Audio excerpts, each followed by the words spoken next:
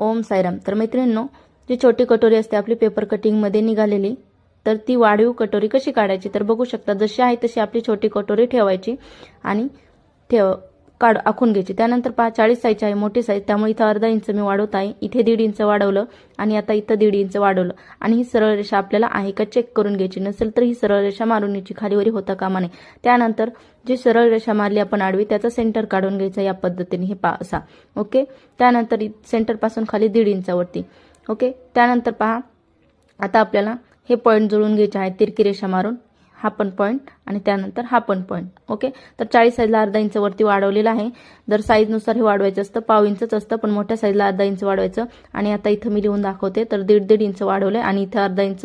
तर ही आहे आपली 40 साईजची फुल कटोरी. तर याचा व्हिडिओ आज आलेला आहे, तर बघू शकता तुम्ही आपल्या चॅनलवरती.